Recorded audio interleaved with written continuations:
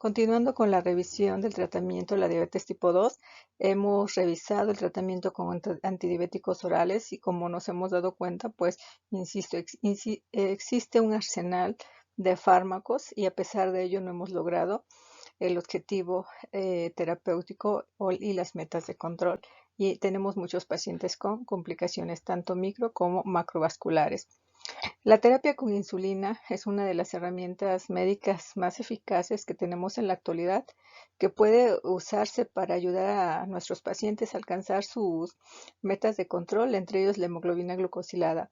Sin embargo, las decisiones sobre cuándo y cómo iniciar la terapia con insulina tienen que ser individualizadas y adaptadas a las necesidades y objetivos de cada paciente. Revisaremos que existen muchas opciones de terapia con insulina, siendo las más importantes la insulina basal, que es con lo que vamos a iniciar un tratamiento, y agregado antidiabéticos orales, o en este caso, cuando un paciente persiste con una hiperglicemia crónica, a pesar de tener un tratamiento con antidiabéticos orales y no se llegan a las metas de control, pues estamos observando que en este tipo de pacientes ya tenemos un gran deterioro de la célula beta. No se nos debe olvidar que este paciente que en el momento del diagnóstico ya tiene una gran pérdida de la masa de las células beta entre un 50 y un 80%. Entonces, si persiste con hiperglucemias durante varios años y a pesar de recibir antidiabéticos orales a dosis máxima y el paciente no se controla, debemos iniciar un tratamiento con insulinas con la finalidad de lograr un control metabólico. El tratamiento con insulinas se puede utilizar tanto en pacientes con diabetes tipo 2, diabetes tipo 1 y diabetes gestacional. Revisaremos puntos muy importantes, recordaremos parte de lo que es la fisiología para poder entender cómo vamos a aplicar esta hormona a los pacientes que tengan un deterioro importante de la célula beta.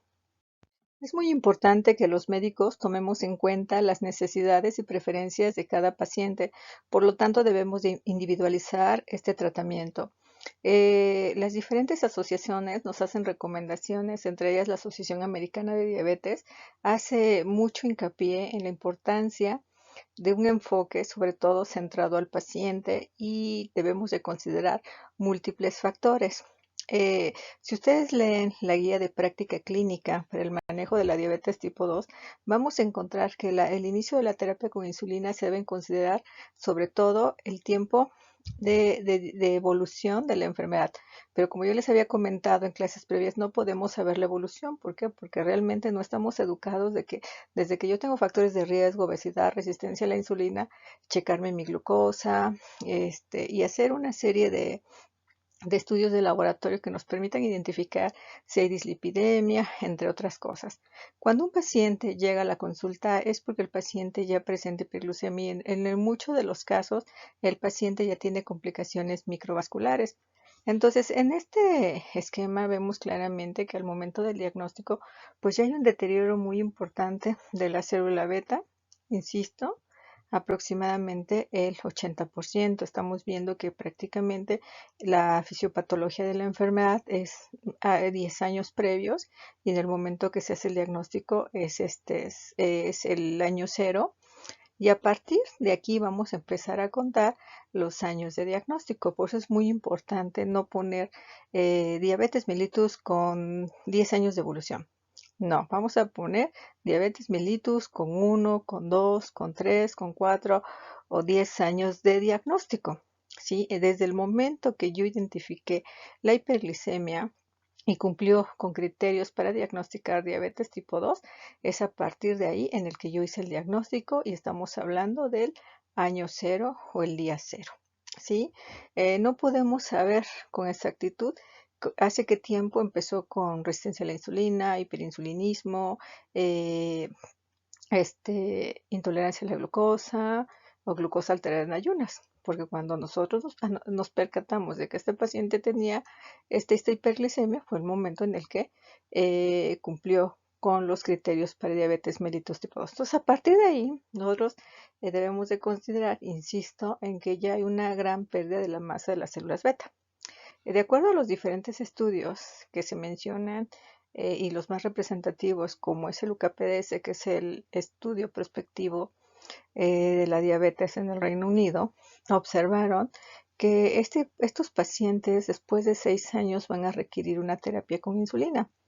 Les comentaba, si el paciente tiene buen control metabólico, aún así va a haber un deterioro de la célula beta. Si el paciente tiene descontrol metabólico, va a haber un mayor deterioro de la función de la célula beta. ¿Por qué? Por los mecanismos que ya mencionamos, glucotoxicidad y lipotoxicidad. Entonces, este estudio, el UKPDS y otros estudios representativos en diabetes tipo 2, pues nos han dado la pauta de y han llegado a la conclusión que los pacientes que tengan diabetes y después de 6 años de diagnóstico van a requerir un tratamiento con insulina, sobre todo basal, para llegar a un buen control metabólico. Como podemos observar aquí tenemos el estado de prediabetes, diabetes tipo 2. Iniciamos con la monoterapia oral, con metformina, tiazolinediona, con tal de vencer la resistencia a la insulina. El paciente con diabetes tipo 2 les comentaba, hacemos un balance en donde vamos a valorar si tiene resistencia o tiene deficiencia insulínica. En este tipo de pacientes vamos a ver que la deficiencia de insulina es relativa y son pacientes obesos, tienen mucha resistencia a la insulina. Entonces el tratamiento de entrada que revisamos fue metformina. Posteriormente podemos ir agregando una serie de fármacos como son sulfanilureas, análogos de GLP-1, incretinas, inhibidores de los cotransportadores sodio-glucosa. Y si con todos estos, a pesar de de haberlos iniciado, no llegamos a un buen control, debemos iniciar con insulinas. Debo aclarar algo, no a todos los pacientes con los cuales hay que pasar por estos procesos. Por ejemplo, si yo tengo un paciente que llega con pérdida de peso importante, que llega con hiperglicemia de 300 miligramos y el paciente pues ya viene en un estado anabólico muy importante, de entrada no le voy a iniciar metformina, sulfanilureas, ir agregando incretinas. No, el tratamiento en estos casos, si viene con una hiperglicemia importante, estamos hablando mayor de 250, una pérdida muy importante de peso que me está reflejando un estado hipercatabólico, el tratamiento inicial va a ser insulina. Incluso se ha manejado el término de insulinización temprana en pacientes con diabetes tipo 2. También es algo muy importante que debo mencionar. El paciente diabético tipo 2 que requiere insulina se le va a conocer como paciente insulino requiriente, en comparación al paciente con diabetes tipo 1, el cual ya hay una deficiencia absoluta de insulina y este va a ser insulino dependiente. ¿Sí? El diabético tipo 2 es insulino requiriente. Entonces, eso no significa que de diabético tipo 2 se convierta a diabético tipo 1. Esto es muy importante considerarlo porque en la consulta escucho a mi enfermera que le dice, oiga, ¿qué se aplica de tratamiento? Ah, me aplico insulina. Ah, entonces no es diabético tipo 2, es diabético tipo 1. No, eso es un error. Tenemos que ir cambiando, tenemos que educar a nuestro personal y tenemos que aprender a diferenciar entre un diabético tipo 1 y un diabético tipo 2, que son las causas más frecuentes, y diabetes gestacional. Entonces, si un paciente con diabetes tipo 2 llega a requerir insulina, no se va a convertir en diabético tipo 1. Recordaremos la estructura de la insulina humana. Sabemos que la insulina se deriva de la proinsulina por la ruptura de las estructuras del péptido C en los dipéptidos de arginina-arginina y lisina-arginina. La insulina se compone de dos cadenas, la alfa y la beta. Alfa de 21 aminoácidos, beta de 30 aminoácidos, su peso molecular de 5.808, una vida media circulatoria de 3 a 5 minutos y esta es degradada por insulinasas a través de los riñones, del hígado y la placenta. Para poder entender el uso de las insulinas en el tratamiento de los pacientes con diabetes tipo 2, pero también diabetes tipo 1 y diabetes gestacional, debemos conocer cuál es la secreción fisiológica en los sujetos que no tienen diabetes, que esta es de aproximadamente de 30 unidades de insulina al día con una liberación de cada 5 minutos. Vamos a observar que hay una secreción basal aproximadamente de 10 microunidades y una secreción estimulada postprandial por el incremento de los niveles de glucosa. Esta liberación de insulina rara vez va a alcanzar más allá de 100 microunidades por mililitro. Y entonces volvemos a recordar que la glucosa en valores de 80 a 100 miligramos pues no va a generar este estímulo y por lo tanto no vamos a tener liberación de insulina. Algo muy importante que debemos de considerar es que la secreción basal de insulina al sistema aporta se produce de forma continua, aunque en niveles muy bajos. Esto me va a permitir que alcance directamente el hígado donde va a ejercer su principal función. La secreción de insulina es continua durante el periodo comprendido entre dos comidas. Los valores van a variar durante el día, de modo que los requerimientos de insulina basal van a ser un 30% superiores en la madrugada respecto a las primeras horas de la noche. La liberación de insulina por la célula beta se presenta en dos fases. La primera fase o fase temprana se inicia el primer minuto posterior a la estimulación con glucosa. Su pico máximo va de 3 a 5 minutos y va a tener una duración máxima de 10 minutos y representa la insulina almacenada en los gránulos de la célula beta. La segunda fase o fase tardía inicia de forma lenta, aproximadamente a los 10 minutos, y tiene una duración de 4 horas. Esto, por supuesto, tomando en cuenta si persiste un incremento de las concentraciones de glucosa. Tiene una producción continua de forma de meseta y va a presentar un descenso lento y esta nos va a representar la insulina de nueva síntesis y producción. También debemos considerar que la secreción fisiológica de la insulina va a tener dos componentes principales. Uno de ellos es la secreción basal durante los periodos posabsortivos y también tenemos una secreción pulsátil estimulada por la ingesta de alimentos. Esta secreción pues va a tener como función principal la utilización y almacenamiento de los nutrientes.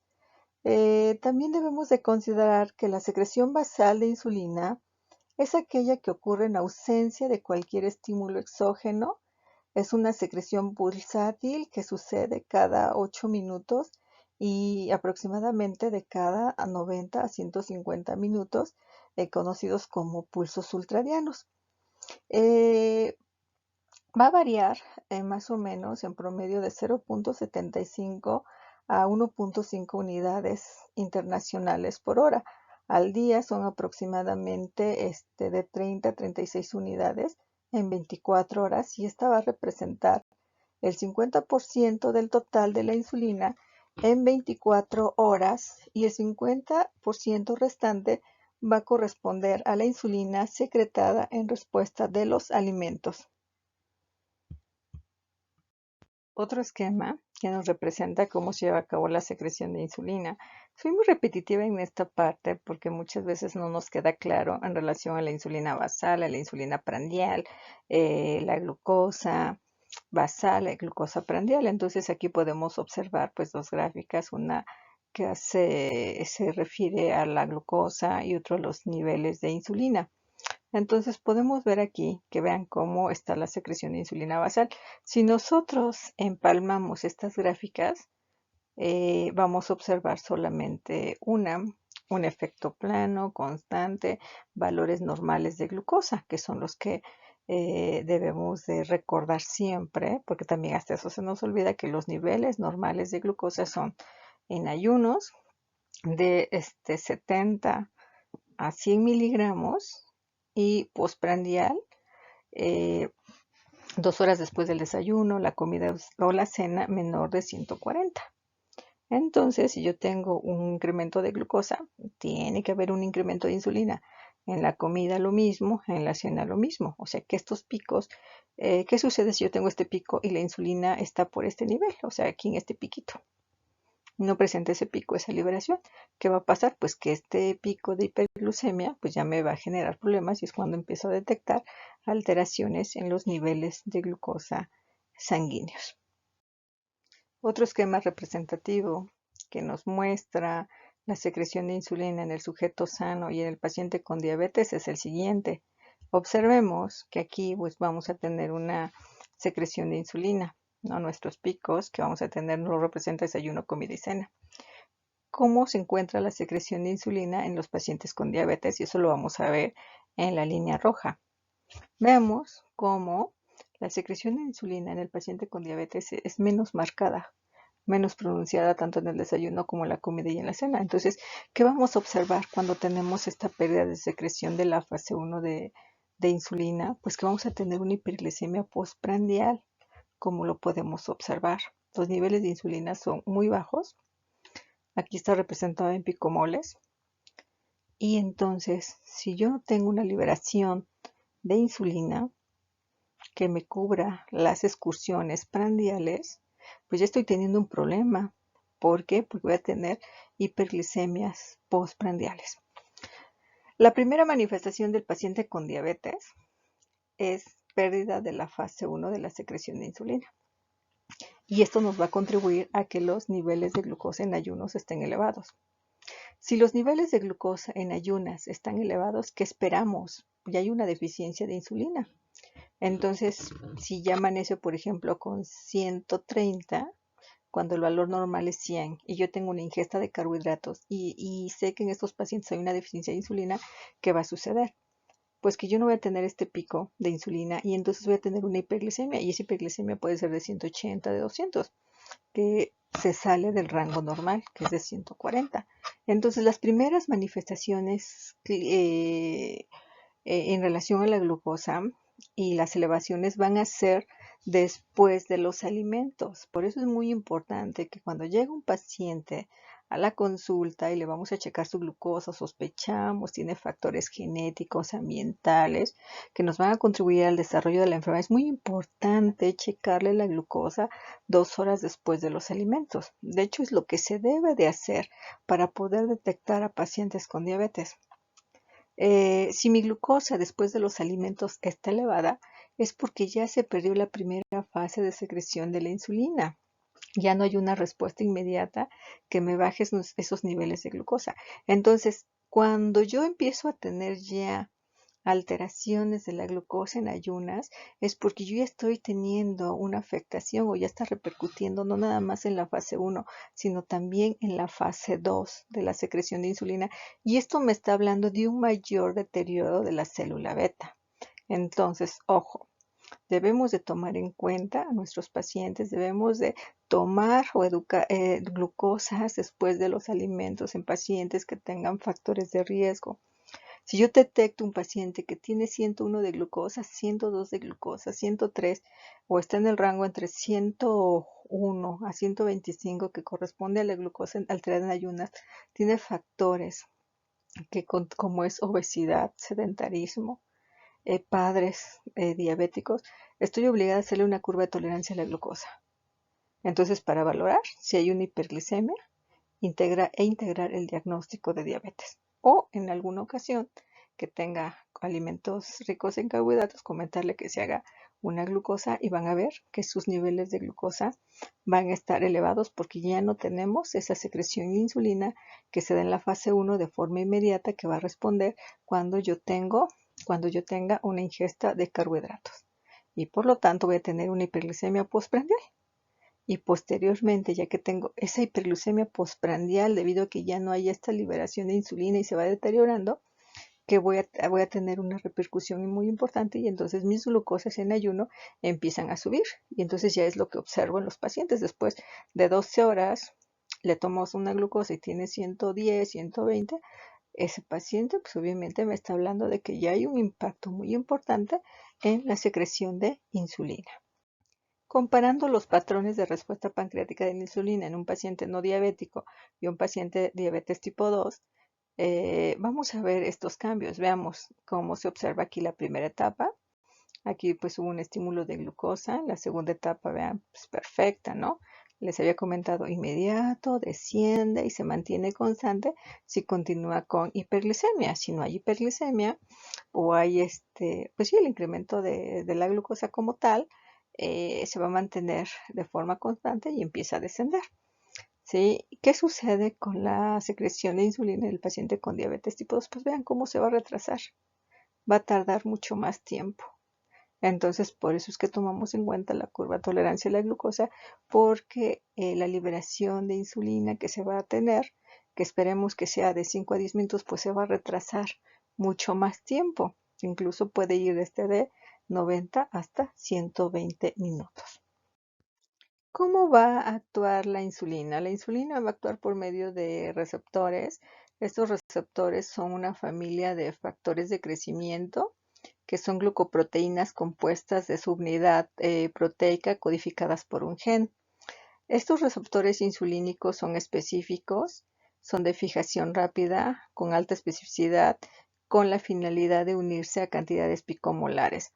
Esto se va a encontrar principalmente, y eso ya lo saben ustedes, en tejido adiposo, a nivel hepático y a nivel muscular, donde va a tener una respuesta biológica. Bueno, aquí observamos la subunidad alfa y la subunidad beta. Esta pesa aproximadamente 135.000 y esta 95.000. Esta es extracelular y va a estar anclada por un puente disulfuro a la subunidad beta. La subunidad beta va a cruzar la membrana y su dominio, y va a tener un dominio citoplasmático, el cual va a tener actividad tirosiencinasa, que inicia vías de señalización intracelular específicas. Vamos a ver que esta subunidad alfa, al unirse a la subunidad beta, se va a activar para autofosforilación.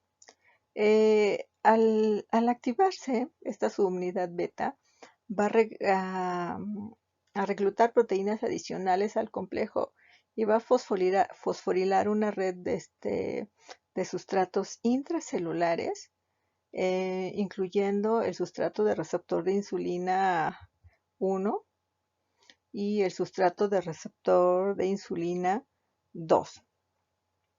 Esto pues nos va a conducir a un reclutamiento, activación de sinasas, fosfatasas y moléculas de señalización en una vía compleja. Y esto pues nos va a condicionar que haya una actividad mitogénica y una actividad metabólica. La actividad mitogénica, que tiene que ver con eh, el crecimiento celular, diferenciación y supervivencia. Y el área, la metabólica, que tiene que ver con ¿cómo se llama? El regular el metabolismo de los carbohidratos. ¿Qué sucede en los pacientes con diabetes mellitus? Pues hay una alteración de la función de las células beta, hay pérdida de la sensibilidad a la glucosa, una secreción tardía de cantidades insuficientes de insulina, que ésta se reduce prácticamente al 50%. El inicio del tratamiento con insulina en pacientes con diabetes tipo 2 es para aquellos que no han llegado a las metas de control en un lapso aproximado de 3 meses, a pesar de estar recibiendo un tratamiento con antidiuréticos orales o en combinación o a dosis máximas. Entonces, ahí es cuando vamos a recomendar agregar insulinas basales o insulinas de acción basal, como es la insulina NPH, los análogos de insulina de acción prolongada, como tenemos Glargina, Detemir, Degludet, y también en alguna literatura menciona el uso de algunas mezclas, que ya veremos los inconvenientes de este grupo de fármacos. La insulina es la terapia ideal en aquel paciente con diabetes tipo 1, en el cual pues va a haber una deficiencia absoluta de insulina en comparación a la diabetes tipo 2, que es una deficiencia relativa en pacientes con diabetes gestacional. Entonces, si entendemos y ponemos atención en este tema en relación al uso de insulinas, verán que en el caso de diabetes tipo 1 va a ser más fácil entender el tratamiento, en el cual pues el tratamiento va a ser a base de insulina en un esquema basal bolo que me simule las fases de secreción de la insulina. La vía de administración de la insulina es vía intravenosa en aquellos pacientes que tengamos alguna complicación aguda como es la cetoacidosis diabética, y puede ser intramuscular, dependiendo si son pacientes muy delgados, o subcutánea en aquellos pacientes que son con eh, índice de masa corporal que esté en el rango de sobrepeso u obesidad, que también es algo que vamos a revisar. Considerando parte de la historia de la insulina, debemos de tomar en cuenta que 2000 años antes ya había datos acerca de la enfermedad de la diabetes. También en el siglo XVIII se realizaron autopsias por Thomas Caldwell, en el cual pues observaron un páncreas atrófico con cálculos. Posteriormente, en 1848, Klaus Bernard descubre la función digestiva del páncreas. En 1867, Paul Langerhans descubre islotes dispersos. Y posteriormente, en 1889, unos fisiólogos pues estirparon un páncreas de un ser vivo y empezaron a observar, ¿cómo se llama? Síntomas relacionados a la diabetes, donde el animal pues orinaba con mucha frecuencia y aumentó la sed. Posteriormente, fue que se empezó a hacer este estudio en relación a cuál era la sustancia que producían los islotes y cuya función era la de regular el metabolismo de los carbohidratos, y encontraron a la insulina o isletina. Hubo una serie de complicaciones a través de los años. Si ustedes leen la historia, pues van a encontrar pues varios científicos que intervinieron, pero fue hasta 1920 que Frederick Banting, John James, Richard McClough y Charles Betts son los que consiguieron aislar la insulina de páncreas de animales, y estos trataron a un perro, ¿cómo se llama?, con diabetes, y lograron reducir los niveles de glucosa en la sangre. Fue en 1922 cuando Leonard Thomson se convirtió en el primer humano en recibir insulina con apenas 14 años. Mejoró bastante su estado clínico, y este paciente falleció 13 años más tarde por una complicación, sobre todo por neumonía. Aquí muestro la línea de tiempo de la insulina. Debemos de considerar que después del descubrimiento de la insulina, esta era obtenido de páncreas porcinos o bovinos.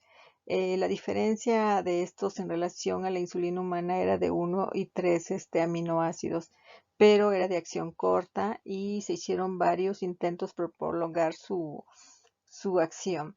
En los años de 1930 se observaron que ciertos iones como el zinc prolongaban la actividad de la insulina, y que las proteínas como las protaminas retardaban la absorción. Entonces aquí se creó una insulina que es la insulina sin protamina, que tenía una acción más prolongada, pero que se asociaba a un incremento de riesgo de hipoglucemia. Esta insulina se tenía que administrar de forma separado, ya que pues algunas al combinarla pues era de forma inestable. Fue hasta 1946 que llegó a estar disponible otro preparado de insulina con una acción intermedia de insulina protamina neutra Agedon cristalina. Esta insulina era, bueno, fue por este médico, pues se llama Agedon, y fue en Dinamarca. Y observaron que esta insulina NPH era más estable que la insulina sin protamina, y que se administraba 1 o 2 veces al día. Y es la que se empezó a utilizar. ¿Sí? Posteriormente, antes era de origen animal. Ya hasta 1980 eh, empezó a utilizarse insulina humana obtenida ya por tecnología de ADN recombinante, que hasta la actualidad sigue su uso. En relación al NPH, que es el prototipo de insulina basal, que fue la primera en tenerse disponible, pues tiene un perfil de acción con un pico pronunciado, con un inicio de aproximadamente de 1 a 2 horas, un pico de efecto de las 4 a las 8 horas y una duración aproximadamente de 8 a 12 horas. Los estudios y la tecnología ha evolucionado. Entonces, lo que se utiliza actualmente es la tecnología ADN recombinante y esto nos ha permitido en un momento dado modificar la secuencia de los aminoácidos de la insulina y esto nos permitió generar lo que se conoce como análogos de insulina. La primera que se lanzó y de la cual se tuvo disponible fue insulina glargina, que es la insulina basal estándar con la que se comparan actualmente los nuevos análogos de acción prolongada en los diferentes ensayos clínicos. Otros análogos de insulina de acción prolongada tenemos y revisaremos es la insulina de Temir y la insulina de Gludet que fue aprobada hace algunos años. El resumen de lo que les comentaba en la historia de tiempo previa. La insulina es sintetizada y almacenada en forma de un hexámero. Es un complejo compuesto de 6 moléculas de insulina, pero su forma activa es la de su forma monomérica. Este hexámero de insulina va a permanecer inactivo como forma de almacenamiento con una rápida disponibilidad. Este hexámero va a ser más estable que la hormona monomérica. Sin embargo, debemos de considerar que el monómero es la forma más reactiva de la hormona porque su difusión es mucho más rápida. Entonces, el hecho de que esté en un estado monomérico va a permitir una rápida difusión y por lo tanto un efecto biológico en comparación a si lo tengo agrupados en dímeros o hexámeros, en donde prácticamente vean cómo la difusión en hexámeros es mínima, en dímeros la difusión es limitada. Esto es muy importante porque es una de las características que va a tener los análogos de insulina. Por ejemplo, por mencionar alguno, la insulina de Gludet. La insulina de Gludet, al introducirse al tejido celular subcutáneo, va a formar cadenas de multihexámeros que se van a ir liberando lentamente a su forma monomérica para alcanzar su efecto biológico. Y esto va a permitir que tenga una vida media hasta de 48 horas. La tecnología recombinante del ADN ha permitido disponer de insulinas de una forma más sencilla. Estas nuevas tecnologías que se han aplicado para generar nuevos análogos de insulina han modificado a la molécula de insulina humana. Estas modificaciones nos han permitido alterar la farmacocinética y farmacodinamia con la finalidad de imitar la actividad basal y el pico de actividad de insulina de alguna forma lo más parecido a la producida por las células beta del páncreas. Vamos a revisar cuáles son las modificaciones de los diferentes análogos de insulina, tanto rápidos como tenemos Lispro, Aspar, Lulicina, también las basales como Glargina, Detemir y de Gludec y cuál es el efecto sobre el control glucémico. Aquí en este cuadro observamos de forma general su aspecto, el inicio de acción, el pico y la duración que vamos a considerar más adelante. De acuerdo a las metas de control de un paciente con diabetes mellitus, debemos de considerar que algo muy importante es la hemoglobina glucosilada. ¿Por qué? Porque en muchas ocasiones el paciente hace trampa y cuando va a consulta o está programado su consulta, el paciente deja o lleva una dieta durante una semana o incluso hasta 24 horas antes. Por ello es muy importante realizar la hemoglobina glucosilada que nos va a dar un panorama general de los niveles de glucosa en los últimos 3-4 meses. Entonces aquí en la hemoglobina glucosilada es muy importante tomar este detalle. Si yo tengo una hemoglobina glucosilada que está en un rango de 8.4, aquí 8.5 adelante, me estoy dando cuenta que el impacto de las glicemias que van a mostrar este cambio en la hemoglobina glucosilada va a ser las glucosas de ayuno. podemos ver 8.5, 9.2, 9.3, 10.2, mayor de 10.2. Vemos cómo la glucosa de ayuno es la que va a tener impacto. Sin embargo, cuando yo tengo niveles de hemoglobina glucosilada que se acerquen a los valores normales, como es de acuerdo a la ADA, que las metas de control son una hemoglobina glucosilada menor de 7, pero si yo tengo 7.1, 7.2, 7.3, lo que yo tengo que verificar es el impacto que está teniendo mi glucosa postprandial. En muchas ocasiones el paciente llega y dice, doctora, ¿por qué si yo en ayunas amanezco con 80, tengo una hemoglobina descontrolada? Aquí hay que considerar algo muy importante, que las glicemias postprandiales son las que nos están generando este cambio. Entonces, aquí es muy importante adicionar otro tratamiento como son las insulinas rápidas. Si nos damos cuenta, cuando tenemos un rango de 7.3 a 8.4, vean cómo ya la glucosa en ayuno va a tener poco impacto y empieza a subir la glucosa postprandial, que es algo que nosotros no tomamos en cuenta. Entonces, en nuestros pacientes que vayamos a iniciar un tratamiento, por eso les comentaba, es muy importante determinar los niveles de glucosa, tanto en ayunos como postprandial. En comparación a aquellos que tienen una hemoglobina de 8.5, 9.2 o que tienen 10, 11, 12, 14, vamos a ver cómo la glucosa de ayuno va a impactar. Entonces es muy importante y es algo que debemos de considerar siempre. Si yo tengo un paciente con una glucosa en ayuno de 300, obvio que después de comer va a subir, pero el impacto lo está dando la glucosa en ayuno, que es algo que debemos de tomar en cuenta. Aquí muestro la secreción de la insulina en rojo, la de glucosa. Vean cómo la glucosa sube, la insulina sube, tanto en desayuno, comida y cena, y así es como se deben de mantener estos patrones de insulina y es lo que nosotros vamos a simular en el tratamiento de insulina de forma exógena. Las insulinas se van a clasificar también de acuerdo a su origen en humanas y análogos de insulina. También, de acuerdo a su farmacocinética, se van a clasificar en rápidas, que son prandiales, intermedias y prolongadas, también conocidas como basales.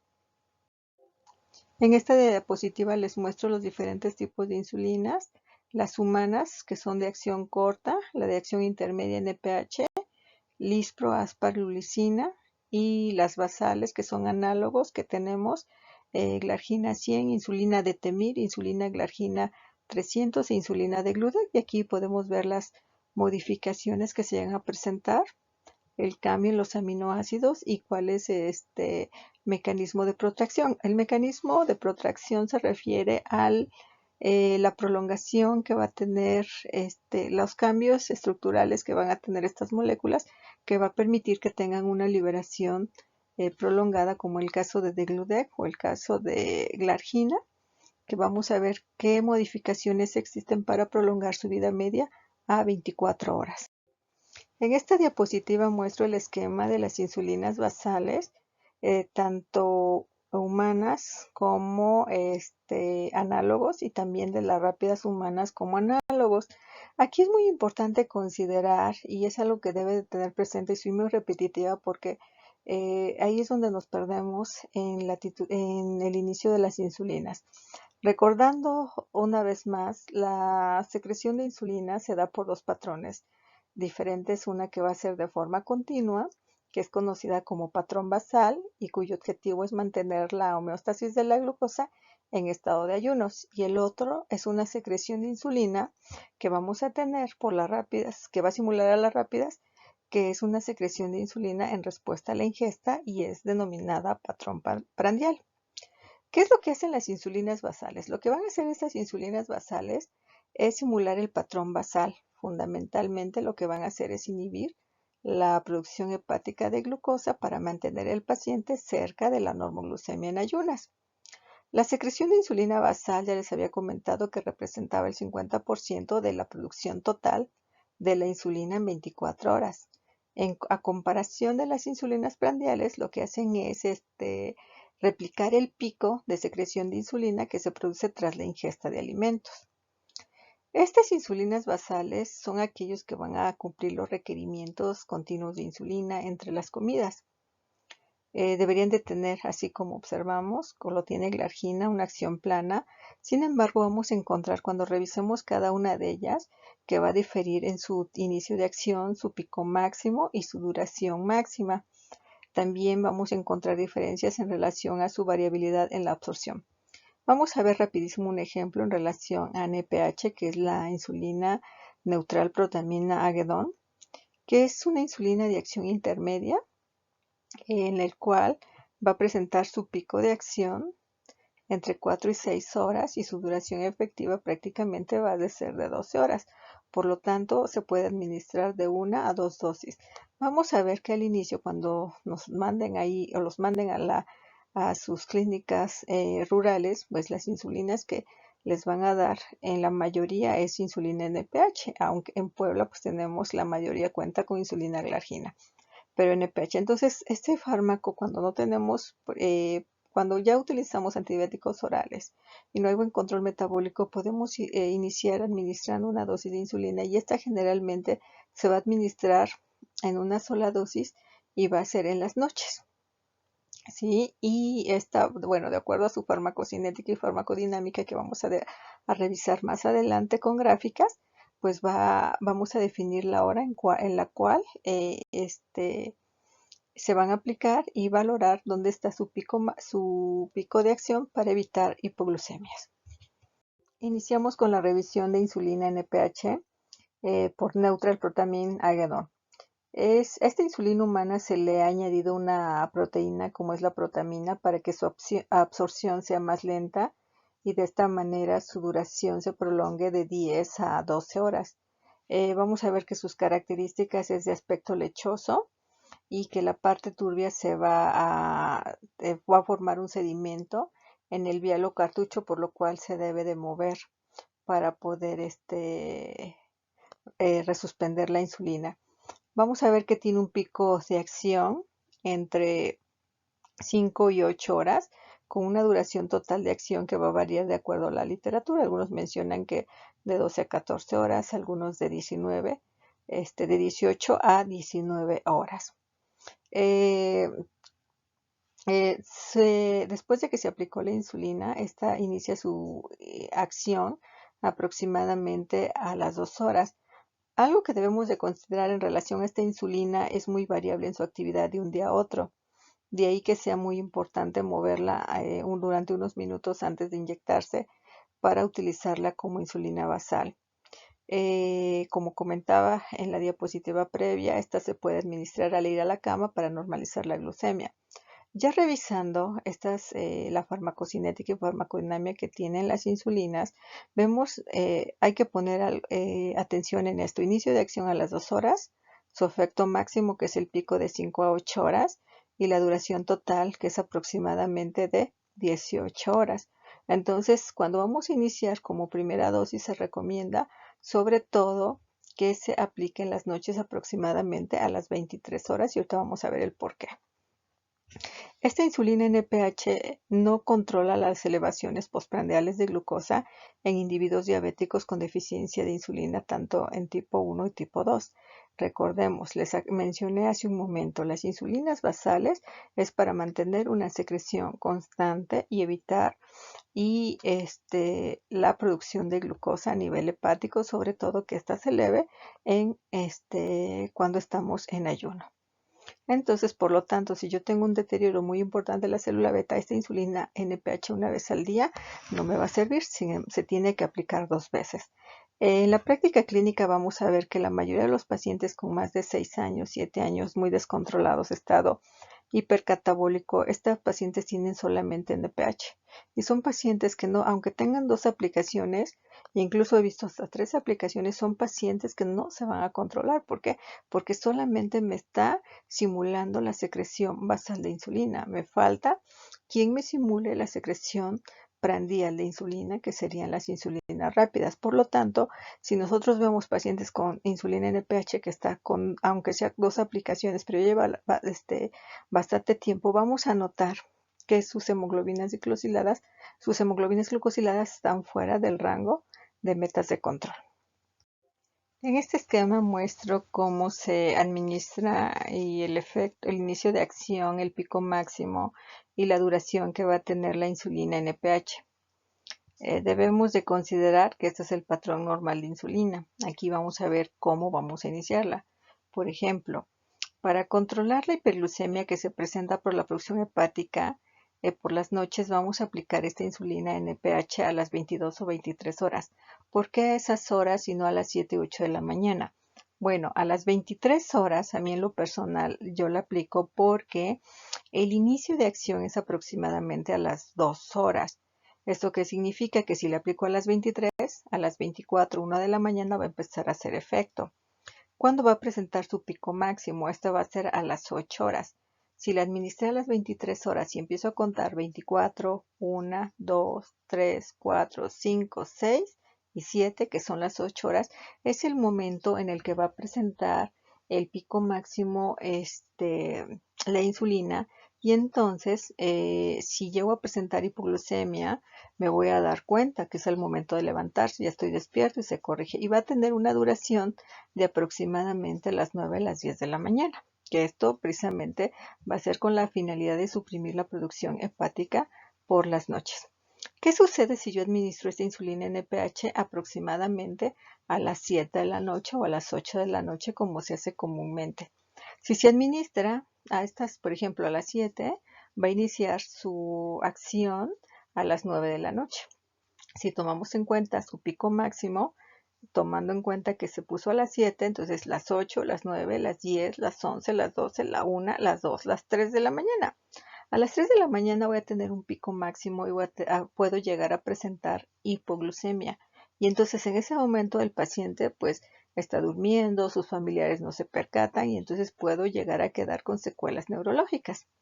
Y la duración de esta insulina es prácticamente de 12 horas. Entonces van a observar que prácticamente lo que hace esto es suprimir esta insulina basal durante la noche, suprimir la producción hepática para evitar que se tenga hiperglucemias. Si nosotros podemos continuar con nuestro tratamiento con antidiabéticos orales como es metformina, sulfanilurea, en desayuno. Acuérdense que la sulfanilurea que les dije que solamente una vez al día, no 2 veces, eso dependiendo de su vida media. La metformina sí la puedes dar 3 veces al día. Sin embargo, si yo tengo antidiabéticos orales, como lo que vivimos actualmente con nuestros pacientes que incluso tienen glibenclamida 10 miligramos en desayuno, glibenclamida en comida 10 miligramos, cena 10 miligramos, pues no tiene ningún caso y aparte tiene metformina y el paciente lleva cada que llega a la consulta con descontrol metabólico, pues tenemos que empezar a insulinizarlo. Si tenemos disponible la argina, van a dar cuenta cuando veamos más adelante que es mucho más fácil controlar un paciente con insulina glargina que tiene 24 horas en comparación a NPH. Porque NPH, si estoy dando cuenta que está descontrolado y tiene dosis máximas de sulfanilureas, pues significa que ya no hay reserva de la célula beta, que necesito aplicar la insulina NPH 2 veces al día a mi paciente. Entonces le tengo que aplicar en la cena, en desayuno. Incluso este paciente, si ya hay pérdida muy importante de la reserva de la célula beta, voy a tener que aplicarle una insulina prandial, tanto en desayuno, comida y cena, dependiendo del monitoreo. Entonces debemos de considerar que en estos casos que están descontrolados y vamos a iniciar y tenemos NPH disponible, pues tenemos que controlar la hiperglucemia que se presenta por la producción hepática por las noches. Aquí tenemos que diferenciar también dos procesos que van a suceder y que les voy a mencionar, que es el fenómeno del amanecer. Este fue descrito hace más o menos 30 años y ocurre en el 75% de los pacientes con diabetes tipo 2, aunque va a variar dependiendo de cada paciente. Esto se observa en aquellos pacientes tratados con insulina y aquellos que no lo están. Recuérdense que el ritmo circadiano va a ser el causante del fenómeno del amanecer, ya que justo antes de despertarse, esto aproximadamente a las 5 de la mañana, el cuerpo va a segregar niveles más altos de hormonas contrarreguladoras como son la del crecimiento, el cortisol, el glucagón y la adrenalina. Estas hormonas contrarrestan el poder que tiene la insulina de disminuir el azúcar en sangre y esto nos puede llegar a provocar un aumento de los niveles de glucosa. Entonces, se ha observado que un incremento muy importante de la hormona de crecimiento es considerado como fenómeno del amanecer. Ahora, otro efecto que vamos a tener es el efecto Somogy, para que ya lo vayan diferenciando.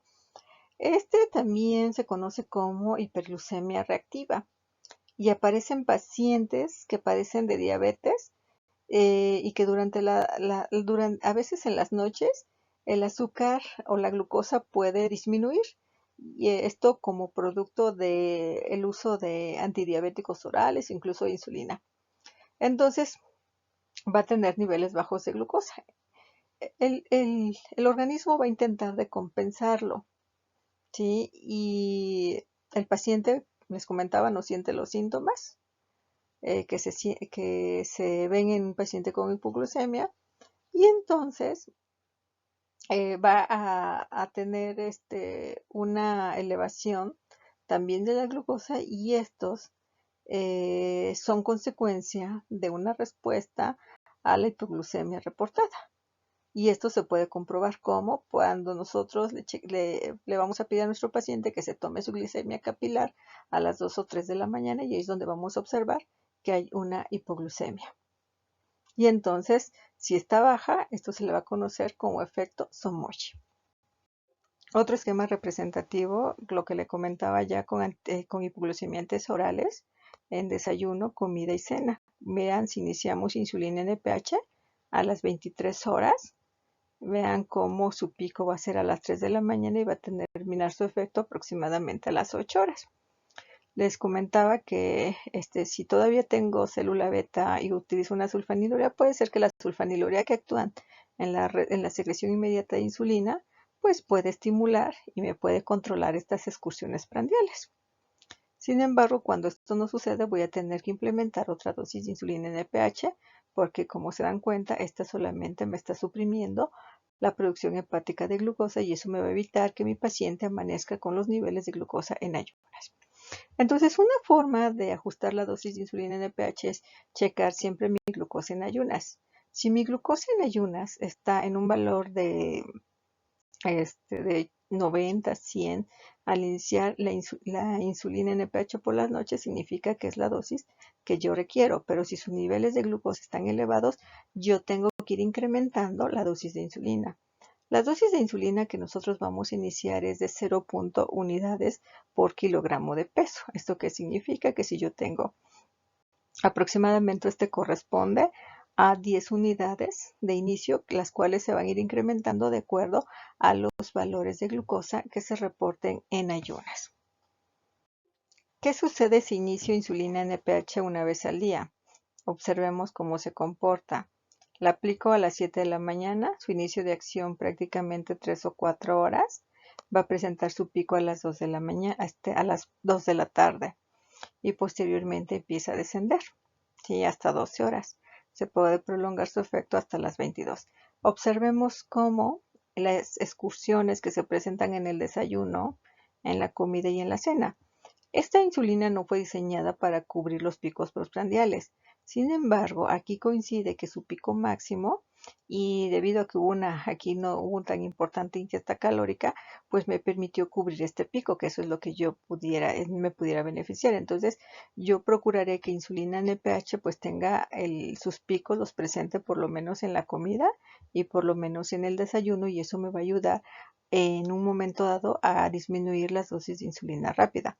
Como se dan cuenta, si yo aplico insulina en la noche o insulina en la mañana, en pacientes que ya no tengan reserva de célula beta, se darán cuenta que el paciente no se va a controlar. Vamos a requerir la aplicación de insulina de acción rápida. En esta diapositiva muestro tanto cuando aplicamos NPH por las noches y NPH por las mañanas. Entonces veamos, si yo aplico el pico a las 2 de la mañana, por eso lo prolongamos hasta las 23 para que se presente a las 6 y empiece a tener su descenso en su efecto máximo, en su efecto. Si lo aplico en la mañana, veamos, se presenta su pico a las 2 de la tarde, pero quedan descubiertos aquí desayuno y comida. Por eso es que cuando estamos en el hospital y alguien me dice, doctora, vamos a aplicar insulina NPH antes del desayuno y antes de la cena, y no se la aplicamos porque no ha desayunado, pues en realidad no tiene ningún efecto, porque esta insulina no va a tener un efecto a nivel de la postprandial, sino sobre todo a la basal. Entonces, si yo aplico insulina, yo siempre dejo una dosis, un horario fijo, por ejemplo, a las 7 de la mañana, Entonces siempre inicio mi insulina a las 7. Insulina NPH a las 7. Desayune o no desayune, se le tiene que aplicar su insulina NPH porque esta no va a tener ningún impacto en el desayuno. Entonces no tiene caso que el paciente no se le aplique su insulina y que su charola llegue a las 9 o 10 de la mañana. Entonces sí le puedo aplicar. Si es a las 7, hagamos cuentas, empieza su acción prácticamente a las 3 horas y su pico máximo va a ser 7, 8, 9, 10, 11, 12, 1, 2, 3 de la tarde. Su pico va a quedar a las 3 de la tarde. Me ayuda de alguna forma a evitar que esta glucosa no se eleve tanto en la comida, pero su función no es postprandial, coincide con el pico. Y entonces en la cena la voy a dejar a las 11 de la noche. Yo no necesito aplicarla a las 7 de la noche. Si le aplico a las 7 de la noche, recordemos que su pico va a ser a las 2, 3 de la mañana y mi paciente puede llegar a tener hipoglucemia si nadie lo va a auxiliar. Si la aplico a las 23 horas, su pico se va a presentar a las 8, en este caso, y me puede llegar a amortiguar ese nivel de hiperglucemia a las 8 de la mañana. Pero si observo que los pacientes que tienen la aplicación de 2 insulinas NPH y no se controlan, es porque tenemos estos desayuno y cena con sus picos, sus excursiones, y por lo tanto aquí voy a requerir una insulina de acción rápida. Entonces ya tendría una aplicación en la mañana de NPH, en la noche de NPH, una de rápida y otra de rápida. Serían en total 4 aplicaciones de insulina. Es algo que debo de considerar y por ello esto tiene desventaja con las otras insulinas basales, como es insulina glargina o insulina de Gludeco. Por lo tanto, así tendríamos la combinación de NPH, que es el caso de la verde, ultra rápida, que aquí se sobrepone, la roja, que ya me está cubriendo como tal los picos, y los niveles de glucemia. Así es como medio logro el control metabólico. Entonces, la realidad es que los pacientes que están con NPH 2 veces al día y no tienen rápida, van a ver que son pacientes que ustedes verifican hemoglobinas glucosiladas, son pacientes que están descontrolados, y la otra es que debemos coincidir en el pico. Entonces, ya quedamos horario de las 7 de la mañana y horario de las 10 u 11 de la noche para que su pico se presente 6, 7 de la mañana. No tenemos por qué ponerla a las 7 de la noche y esperar a que cene o no cene nuestro paciente. Solamente tenemos que esperar que cene o desayune o coma cuando vamos a aplicar insulina rápida. Ahora, ¿cómo vamos a ajustar la insulina NPH?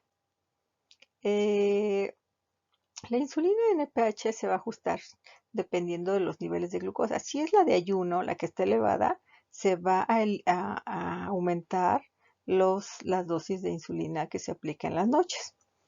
Si yo me tomo mi glucosa antes de cenar y esta está elevada, la que tengo que modificar es la insulina de la mañana. O sea que la insulina de la mañana va a tener impacto en todo el día y se va a ver reflejado en relación a los niveles de glucosa en la noche. La insulina que aplico en las noches va a tener un impacto en toda la noche y este impacto se va a ver en la glucosa de ayuno. Otra de las métodos que se utilizan en el caso de aplicar ¿cómo se llama? 2 veces NPH, se menciona que se puede aplicar de 0.2 a 0.4 unidades por kilogramo de peso y que 2/3 partes se van a aplicar en el desayuno y 1/3 parte en la cena. A mí en lo personal me gusta iniciar siempre con la noche. ¿Por qué? Porque si su glucosa de ayuno está en 300, si yo como me va a subir a 400. Si mi glucosa de ayuno está en 100, muy probablemente la glucosa no suba tanto, a lo mejor 200, 250, no lo sé. Depende de cada paciente. Pero si mi paciente amanece con 300 de glucosa, eso me va a dar la pauta para que todo el día esté descontrolado. Entonces aquí yo inicio precisamente, si tengo NPH, voy a iniciar NPH. Ya que controlé la glucosa de ayunas, la llevé a las metas de control, que es de 80 a 130, y antes de cenar tengo a lo mejor 300, que significa que durante el día ya me está haciendo falta insulina basal.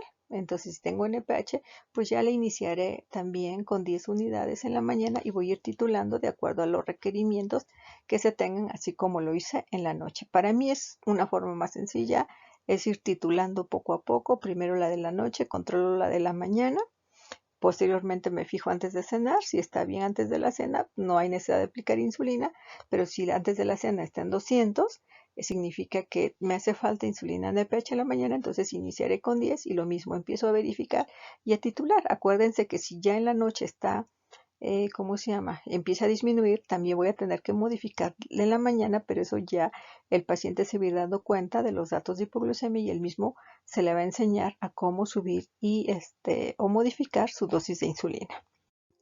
La necesidad de la insulinización de un paciente diabético va a ser el mantenimiento de una insulinemia basal para mantener un control preprandial adecuado. Por ello es muy importante conocer tanto los aspectos farmacocinéticos y farmacodinámicos que nos van a permitir simular la secreción basal de insulina y la secreción prandial. De hecho, todas las modificaciones que se presentan en las insulinas es para simular la secreción fisiológica de insulina lo más parecido a lo que se lleva a cabo en los seres humanos. Iniciaremos con la revisión de insulina glargina, que fue la primera molécula análogo de insulina que fue aprobada para su uso clínico. Como podemos ver aquí, este análogo de insulina tras su administración por vía subcutánea va a tener un perfil de concentración plasmática sin picos en comparación a NPH a lo largo de 20 a 24 horas. Su inicio de acción va a ser de 1 a 2 horas después de su administración por vía subcutánea y a posterior su vida media va a ser de aproximadamente 24 horas y vamos a ver cómo es de forma constante y plana. La primera insulina análogo basal de acción prolongada fue insulina glargina. Esta insulina se generó por modificaciones a la insulina humana por medio de técnicas de recombinación genética, al cual se le agregaron dos argininas en la región C-terminal de la cadena beta y sustituyeron la asparagina por glicina en la posición A21 de la cadena. Estos cambios permitieron dar un lugar a una insulina estable que es soluble en un pH ácido, pero que se va a precipitar en el pH neutro cuando se aplica en el tejido celular subcutáneo.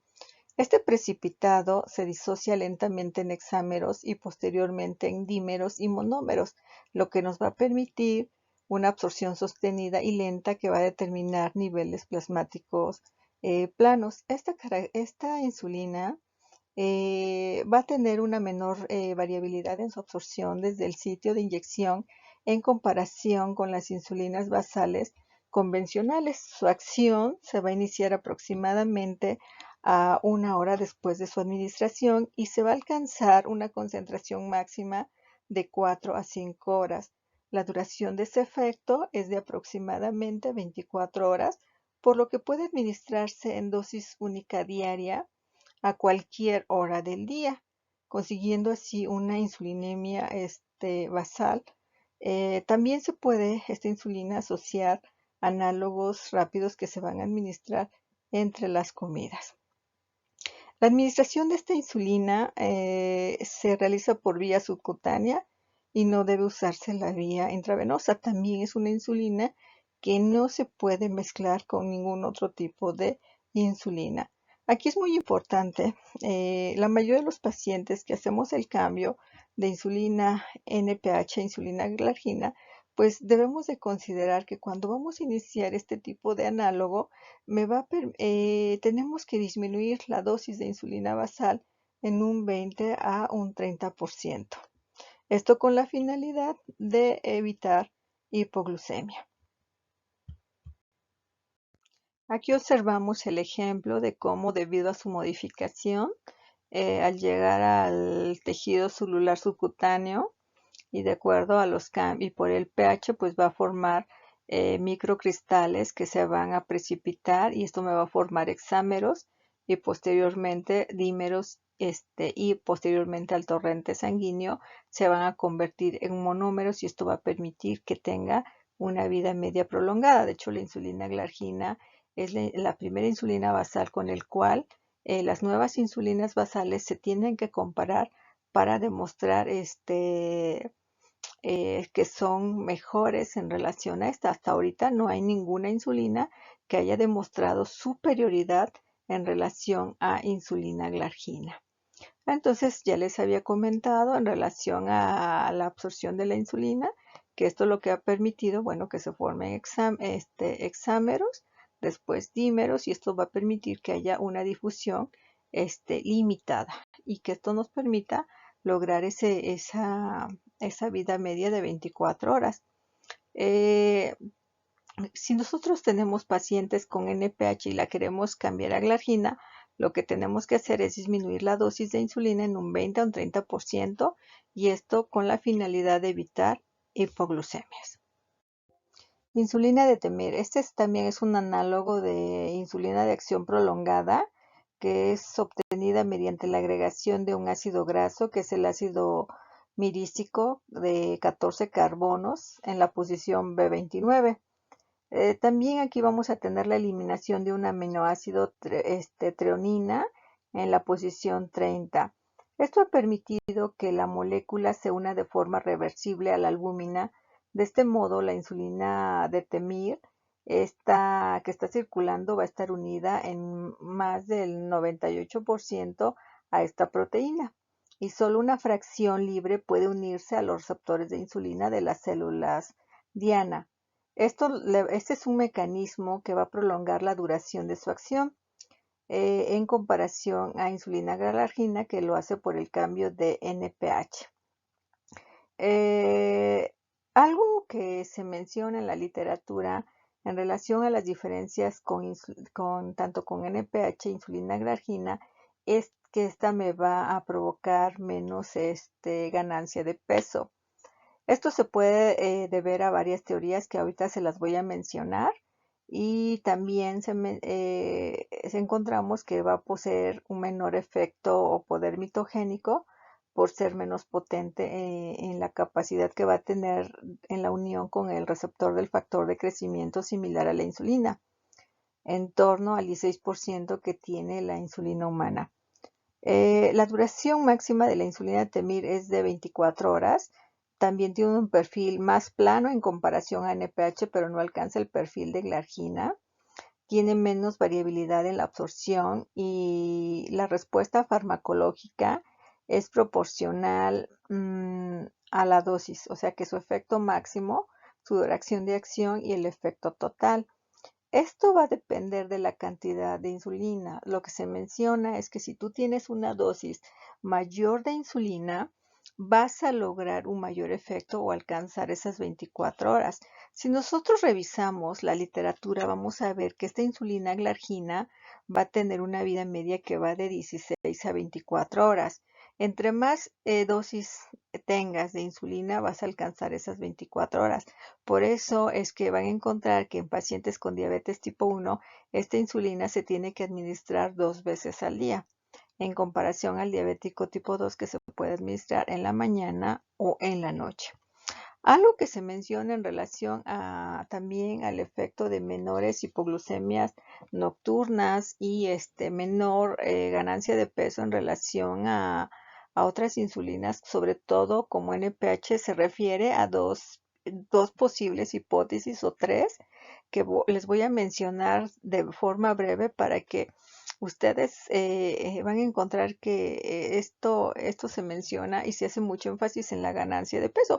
Sabemos que la insulina, por ende, va a subir de peso. Es una insulina anabólica, tanto glargina, NPH, de Temir van a subir de peso. Bueno, pero vamos a tener una hipótesis que nos explica del por qué con insulina de Temir no vamos a aumentar de peso. Esto refiere que la insulina de Temir me va a mejorar la actividad a nivel del sistema nervioso central y esto puede estar asociado este efecto con su mecanismo de reducción de peso. Sin embargo, pues hay estudios contradictorios que pues ¿cómo se llama? No corroboran esta evidencia. Sin embargo, pues se han encontrado que insulina de Temir puede tener un efecto hepatoselectivo en el hígado frente a los tejidos periféricos en comparación a la insulina glargina y la insulina humana. Si nosotros recordamos, en la fisiología, las células beta van a secretar insulina hacia la circulación portal. Por tanto, sabemos que los hepatocitos están normalmente expuestos a concentraciones de insulina de 3 a 4 veces mayores que los tejidos periféricos, como el músculo y el tejido adiposo.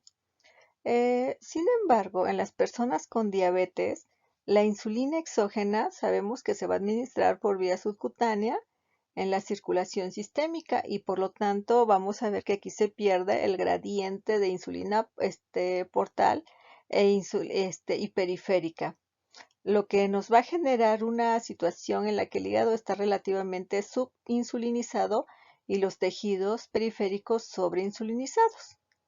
Entonces, se mencionan varias señales, todavía no se conocen cuáles son, que van a enviar al cerebro sobre esta insulinización periférica. Y esto nos va a permitir que haya una mayor captación de glucosa y lipogénesis al tiempo que también va a reducir la lipólisis, contribuyendo hacia el aumento de peso típicamente asociado a una terapia con insulina exógena.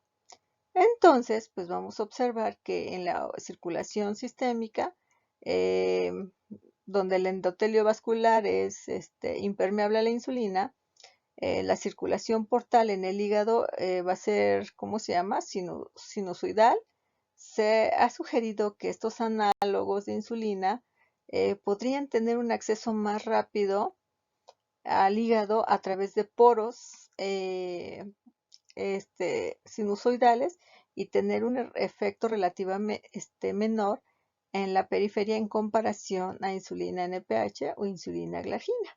Entonces, considerando que insulina de Temir, debido a su gran tamaño, pues puede ayudar a restaurar este gradiente portal periférico. Bueno, esa es una de las teorías que van a encontrar. Si buscan, bueno, les haré llegar el artículo donde se explican como tal estas teorías en relación a la restauración parcial del gradiente insulina portal periférico.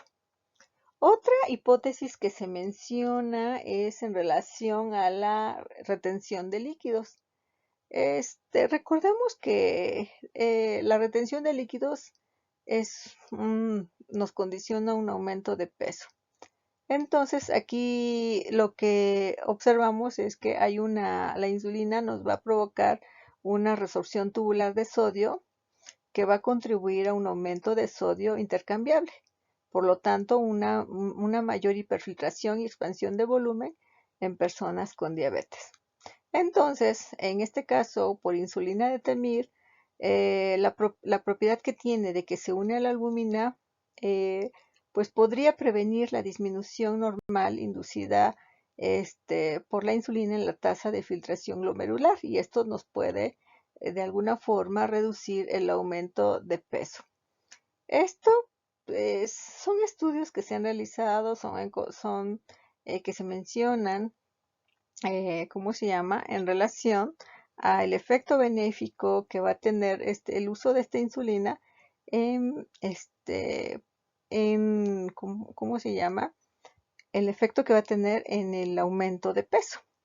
Por eso menciona que hay una disminución de la ganancia de peso, que lo que se espera, como todas las insulinas que son anabólicas, pues es un incremento. La tercera insulina basal que se tiene disponible en el mercado es insulina de Gludec. Esta insulina, en relación a su estructura molecular, es similar en la secuencia de aminoácidos de la insulina humana, solo que quitaron aquí a treonina en la posición B30 y la adición de un ácido graso de 16 carbonos, que es este. Esto va a estar unido a una lisina en la posición B29 mediante un espaciador que aquí lo podemos ver, que es el ácido glutámico. Esta conformación lo que nos va a permitir es una asociación de diexámeros en la presencia de fenol que me va a cerrar los extremos de los extremos de los hexámeros, evitando que se asocien más de dos de ellos entre sí. Ya que se aplica la insulina a nivel del tejido subcutáneo, el fenol se va a difundir rápidamente, lo que abre los extremos de los diexámeros, permitiendo la asociación entre ellos y formando cadenas multilargas de cadenas de multihexámeros. Estas cadenas va a permitir que tengan una lenta difusión del zinc, la cual va a permitir la disociación de monómeros únicamente en los extremos de las cadenas de manera lenta y constante a la circulación, lo que va a permitir que su absorción sea estable y gradual de la insulina con una cinética de orden cero que produce una acción hipoglucemiante constante.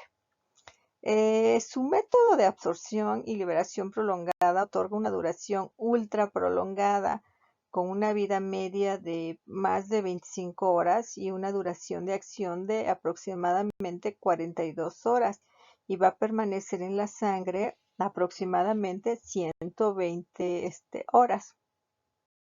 Aquí podemos observar cómo están las moléculas de fenol, de zinc, en el momento que se inyectan. Este fenol se desprende y eso permite que tengan contacto y se empiecen a formar estos hexámeros, cadenas de multihexámeros que van a permanecer en el tejido celular subcutáneo y que van a pasar al torrente sanguíneo en forma de monómeros, y eso va a permitir que tengan una acción tan prolongada. En resumen, en relación a insulina de Gludec, bueno, se administra de forma subcutánea, hay un depósito soluble, se forman multihexámeros, hay una liberación paulatina de los iones de zinc, una disociación gradual de los monómeros de insulina y por lo tanto esto pasa a la circulación de forma lenta y sostenida, y es lo que le confiere que tenga una vida media tan larga.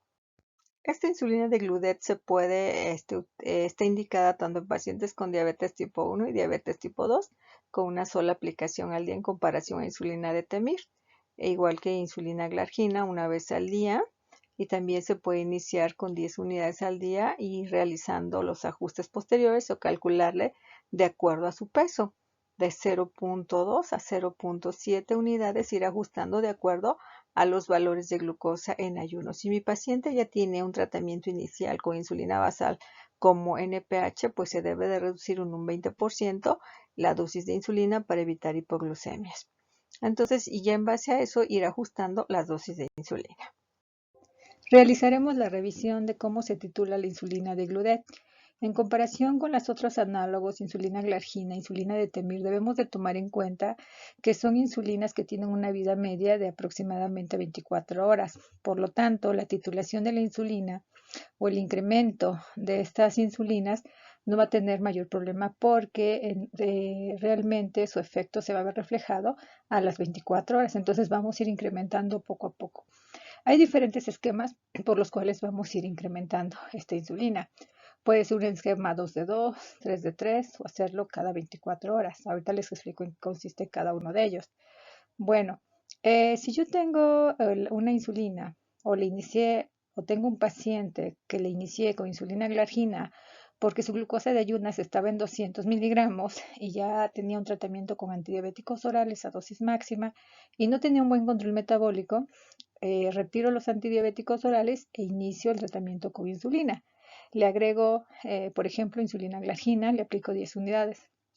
Al siguiente día yo le puedo tomar la glucosa en ayunas y si mi glucosa se reporta de 150 todavía está fuera de metas de control. ¿Qué puedo hacer? Le puedo aumentar 3 unidades de insulina hasta lograr que su glucosa en ayunas esté en metas de control.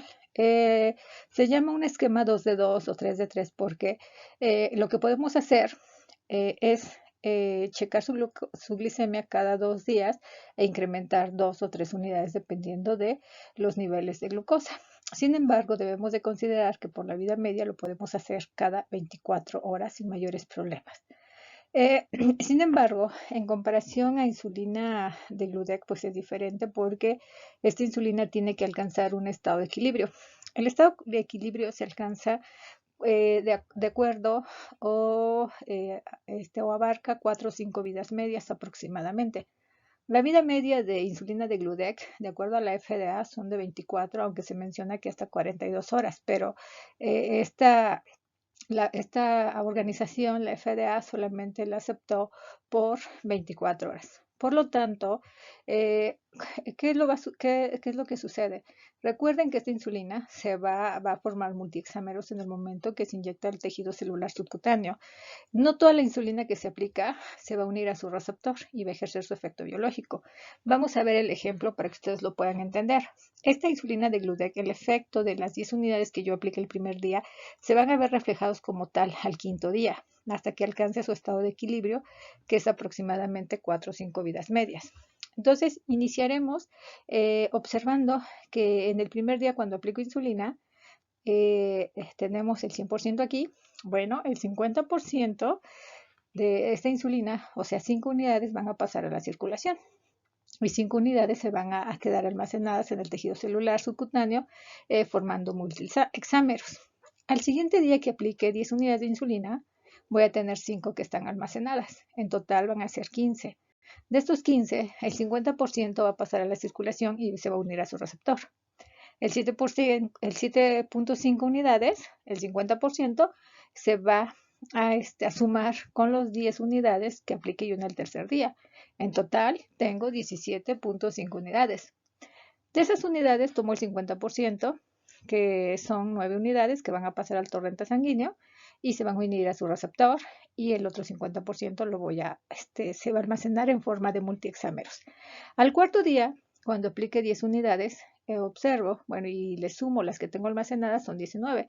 Voy a redondear prácticamente y voy a darme cuenta que el 50% corresponde a 10 unidades y se almacena 10 unidades. Y así sucesivamente vamos viendo cómo en el día 6 aplico 10 unidades, más los 10 de reserva, suman 20, el 50% 100 unidades, el 50% se va almacenando.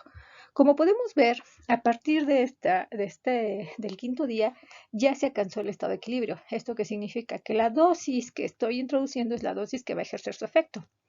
Por lo tanto, por lo que podemos observar aquí en relación a esta insulina, es que vemos que ella se va titulando paulatinamente. Entonces, hay pacientes que dicen, doctora, me apliqué la insulina y no me bajó la glucosa.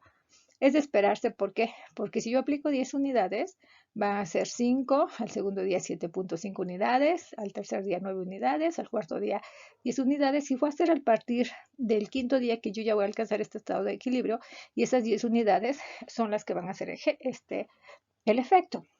Si yo utilizo, por ejemplo, 20 unidades, pues voy a darme cuenta, y si sigo estos principios de que va a alcanzar su estado de equilibrio, pues voy a ver que 10 unidades son las que van a ejercer su efecto, y así se va subiendo 10, 12, 5, 14, 17, hasta que alcance sus 20 unidades. Entonces es importante que recordemos esta parte. Insulina de Gludec, el efecto de la insulina que yo aplique el primer día se va a ver reflejado hasta el quinto día que alcanza su estado de equilibrio. Por eso es importante considerar las dosis y ir incrementando poco a poco. Por eso se menciona que en este tipo de insulina hay menor riesgo de hipoglucemia en comparación a insulina glargina o insulina de Temil.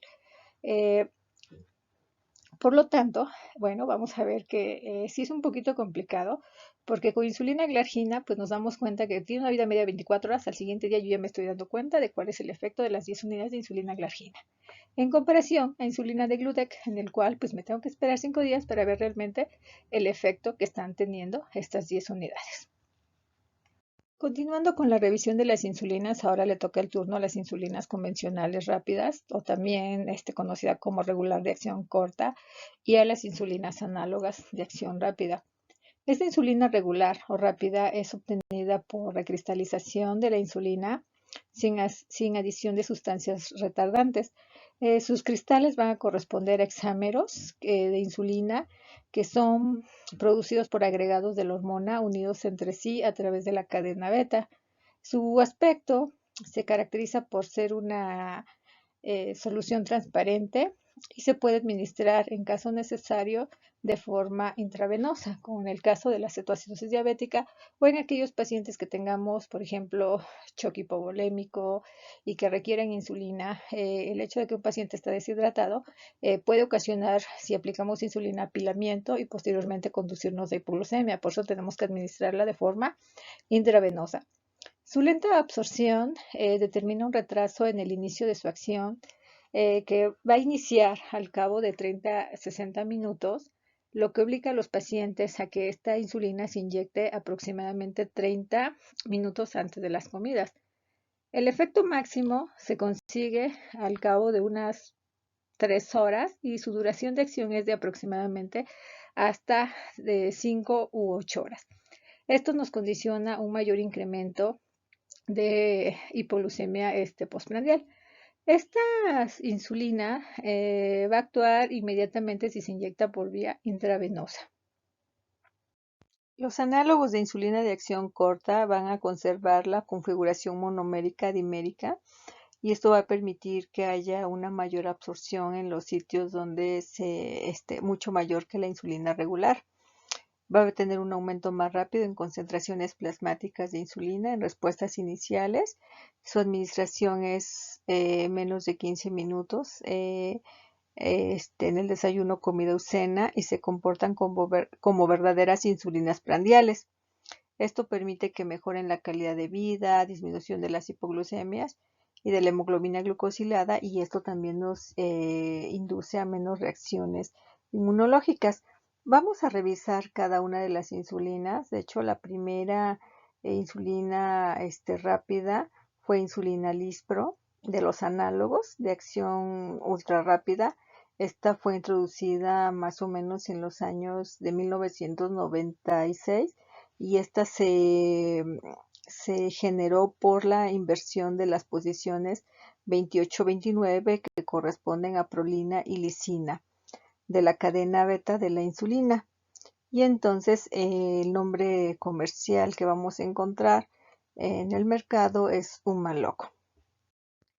Desde el punto de vista farmacocinético, la insulina Lispro tiene un inicio de acción rápida de aproximadamente de 5 a 15 minutos y una duración de acción reducida de 2 a 4 horas. Estas insulinas fueron diseñadas con el propósito de imitar las concentraciones fisiológicas de la insulina en la sangre en respuesta al aumento de la glucemia postprandial. Por lo tanto, esta insulina se puede administrar inmediatamente antes de las comidas principales, incluso también la podemos administrar después, aunque también debemos de considerar diferentes factores que van a influir sobre su absorción subcutánea, como por ejemplo esta absorción se aumenta cuando se aplica a nivel abdominal y por el efecto de calor. Insulina aspartica o Aspar es la segunda análogo de insulina de acción que apareció en el mercado. Va a tener ciertas diferencias estructurales de la insulina humana regular. Aquí pues va a presentar una sustitución de prolina en la posición 28 de la cadena beta de la insulina por ácido aspartico. Esta sustitución va a disminuir la tendencia de la molécula de insulina a formar hexámeros, lo cual determina sus características farmacocinéticas. Su acción inicia a los 10 a 20 minutos tras la inyección, alcanza un pico máximo de acción a la 1 a 3 horas con una duración de aproximadamente 3 a 5 horas. Esta insulina Aspar va a tener una afinidad por el receptor de insulina y receptor del factor de crecimiento de la insulina muy similar al de la insulina humana regular. La insulina glulicina es uno de los análogos de insulina rápida que apareció en el mercado. Este análogo se produce por la modificación en la molécula de insulina humana de aminoácido aspargina en la posición B3 por lisina y la lisina en la posición B29 por glutamina. La insulina glulicina presenta una acción novedosa frente a otros análogos de de acción rápida porque va a tener una actividad preferencial sobre la fosforilación del sustrato 2 del receptor de la insulina y esto me va a proporcionar una actividad antiapoptótica de la célula beta pancreática frente a ácidos grasos y a las citocinas. Sin embargo, también se menciona un inconveniente porque esta insulina glulicina tiene un radical en la porción terminal de la cadena beta de la insulina que parece estar relacionado con la afinidad con el receptor del factor de crecimiento de la insulina. Esta mayor afinidad se traduce en que va a haber un incremento potencialmente del efecto mitogénico. Otro tipo de insulinas que tenemos en el mercado y que están disponibles aquí en México son las insulinas premezcladas. Estas insulinas premezcladas, su nombre lo dice, son mezclas en proporciones fijas de insulina de acción rápida o análogos de acción rápida e insulinas de acción intermedia. Están indicadas en la terapia insulínica convencional, actuando tanto como insulinas basales como preprandiales, y se aplican 2 veces al día antes del desayuno y la cena, y la ventaja es que tiene comodidad en su administración. Sin embargo, debemos de considerar una desventaja: la falta de flexibilidad para adecuar la dosis de insulina en relación con la ingesta de alimentos y con la actividad física, que vamos a considerar más adelante. En lo personal, yo no utilizo las insulinas mezclas. Me gusta más simular la secreción fisiológica de insulina con el esquema conocido basal-bolo, que significa una insulina que dure 24 horas y una insulina. En lo personal, a mí me gusta glargina por todas sus propiedades farmacocinéticas y farmacodinámicas, y en relación a una insulina rápida que me va a simular la secreción prandial, sería una rápida. Para mí, en lo personal, es glulicina porque tiene en tiempos, es muy similar a la secreción fisiológica de insulina. Ya veremos los inconvenientes de administrar una insulina mezcla. En realidad son insulinas que están fijas. De hecho, las concentraciones que vamos a encontrar en el mercado van a ser, les voy a mencionar algunas, por ejemplo, insulina Lispro, lisproprotamina, el cual pues hay unas, ¿cómo se llama? Las presentaciones de 2575, que es la insulina Lispro, lisproprotamina 2575, 50-50. ¿De que esto qué significa? Que 100 unidades de insulina van a estar conformadas si es de 25-75, van a estar conformadas por 75 unidades de NPH o de intermedia y 25 unidades de insulina rápida. En relación a otro laboratorio, por ejemplo, Aspar Bifásica, que es 70-30.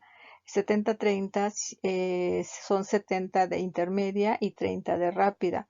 Este tipo de insulinas se utiliza, y de acuerdo a lo que yo he leído en la literatura, estas insulinas a mí no me convencen. ¿Por qué? Porque son, como dicen, dosis fijas. Por ejemplo, si a mi paciente yo le aplico 10 unidades en la mañana y 10 en la noche, 7.5 corresponden a la insulina basal y 2.5 a la insulina rápida. Se tiene que adaptar digamos que los alimentos a esa cantidad de insulina. Sabemos que eso no sucede. También algo muy importante es que los pacientes que reciben este tipo de mezclas deben desayunar, comer y cenar a la misma hora para que el perfil que hemos observado de las insulinas, tanto de las basales como de las rápidas, pues prácticamente se apegue a sus alimentos o a estas excursiones prandiales. Sin embargo, si yo, por ejemplo, si a mí me hace falta insulina basal, ¿y cómo me voy a dar cuenta? Porque a lo mejor la glucosa de ayunas está elevada, porque la glucosa antes de la cena está elevada. Entonces esto me está hablando que a mí me está haciendo falta insulina intermedia. Entonces, al incrementar la insulina intermedia, automáticamente incremento la insulina rápida. Entonces, ¿qué significa? Que en ese momento yo tengo que adaptar esa insulina rápida que estoy aplicando a la cantidad de carbohidratos para evitar una hipoglucemia. Y entonces, si observamos aquí en México, pues realmente estamos mal educados. A lo mejor se facilita en 2 aplicaciones porque vienen 2 insulinas y todo, ¿no? Pero en realidad los pacientes que tenemos en México ni desayunan, ni comen, ni cenan a la misma hora y tienen malos hábitos y higiénico-dietéticos. Entonces, estas insulinas fueron diseñadas para este tipo de pacientes que llevan hábitos, que desayunan, comen, cenan a la misma hora y que generalmente el contenido de carbohidratos en sus alimentos es muy similar todos los días. Y nos damos cuenta que en México pues eso no es posible. Aquí, como pueden observar en esta diapositiva, tenemos estas combinaciones de insulina. Lisproprotamina más Lispro 2575, Aspar 7030, también hay Lisproprotamina 5050 y también tenemos NPH con regular 7030. También tenemos en el mercado lo que es la nueva análogo de insulina que es de Gludet con insulina Aspar, que también la encontramos en el mercado. ¿Cómo se administran las insulinas? Generalmente su vía de administración es vía subcutánea. Se va a administrar de forma intravenosa en caso de complicaciones agudas como son cetoacidosis diabética o en el caso que yo requiera un efecto inmediato. Entonces puedo administrar, por ejemplo, en el caso de que yo tenga excursiones prandiales, que tenga 400 y quiero disminuir esos niveles de glucosa, lo puedo administrar de forma intravenosa y sobre todo si está en el hospital. Esto me va a permitir que efectivamente evitemos esos cambios de hexámeros, dímeros y monómeros, que es la forma activa. Entonces, si se administra vía subcutáneo, pues va a tardar un poquito más de tiempo en unirse a su receptor. Entonces, se puede administrar de forma intravenosa. Las insulinas basales, pues obviamente se van a administrar de forma subcutánea, pues fueron, ¿cómo se llama?, diseñadas para que formen hexámeros, dímeros y poco a poco se vayan liberando en forma de monómeros para que su efecto prolongado que buscábamos, pues prácticamente pues se lleve a cabo. ¿Cómo iniciaríamos la dosificación inicial de insulina? En la mayoría de los pacientes el tratamiento por el cual vamos a iniciar va a ser una insulina de acción prolongada, sobre todo una basal y de preferencia que sea un análogo. Si no hay análogo, pues tenemos que utilizar la insulina NPH, que bueno, les expliqué cómo se va a realizar el ajuste. Sí, y en caso de que sea necesario, se va a tener que agregar una insulina de acción corta de acuerdo a las necesidades postprandiales. Podemos ver que en el paciente con diabetes tipo 1 podemos iniciar de 0.2 a 1 unidad por kilogramo por día. En el caso de los pacientes obesos y los adolescentes, de 1 a 2 unidades por kilogramo por día. ¿Esto por qué? Porque hay mayor resistencia en los tejidos periféricos a la insulina y por lo tanto vamos a requerir dosis mayores de insulina. Entonces, en pacientes que no tengan resistencia a la insulina, vamos a ver que estos son más sensibles y vamos a requerir de 0.5 unidades por kilogramo al día. La dosis basal, que ya lo repetimos, corresponde al 40 y 50% de la dosis diaria y esto me va a suprimir la lipólisis, la proteólisis y la producción hepática de glucosa de un 40 o un 50%. En pacientes con diabetes tipo 2 vamos a iniciar de 0.4 a 1 unidad por kilogramo al día. En aquellos pacientes que no hayan sido tratados previamente con insulina y que tengan una ingesta calórica adecuada. ¿Cuáles son las principales complicaciones de iniciar tratamiento con insulina? La principal y la más temible es la hipoglucemia. Por eso les comentaba que debemos de ser muy cuidadosos en otorgar los tratamientos. No se trata de administrar insulina, como dijeran mis maestros, a lo bestia y a lo bruto. Se trata de iniciar paulatinamente, ir incrementando poco a poco con la finalidad de evitar esta hipoglucemia. También algo muy importante, debemos de tener cuidado con el peso. Ya sabemos que la insulina es una hormona anabólica, entonces si me aplico insulina y no hago ejercicio, llevo malos hábitos, pues lo que voy a tener va a ser un mayor incremento de peso. Entonces debo de tener mucho cuidado con los hábitos alimentarios. En relación, otra de las complicaciones es la lipodistrofia, donde puedo encontrar tanto atrofia, que es hundimiento de la piel por pérdida del tejido adiposo y puede encontrar hipertrofia conformada por pequeños tumores de tejido fibroso. También puedo tener cambios en la refracción del cristalino. Esto es muy importante considerarlo porque muchas veces los pacientes en realidad pues se enfocan y cuando inicia el tratamiento con insulina mencionan que hay un mayor deterioro, pues realmente eso es lo real de la afectación que ya se está teniendo a nivel de lo que es ocular. También puede haber edema insulínico, que es muy poco frecuente, yo casi no lo veo con los pacientes, y generalmente de extremidades inferiores, sobre todo porque va a existir una reabsorción de sodio. Y en la alergia, bueno, estamos hablando de que estos análogos de insulina, análogos es que son muy similares a la insulina humana, entonces ya en realidad los datos de alergia han disminuido, pero sí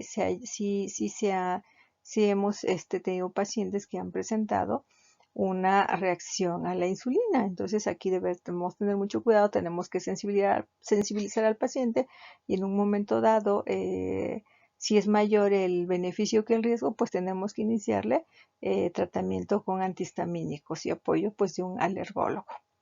Eh, También otra de las complicaciones que se pueden llegar a mencionar que yo no he visto son las infecciones en el sitio de inyección, que generalmente pues son poco frecuentes.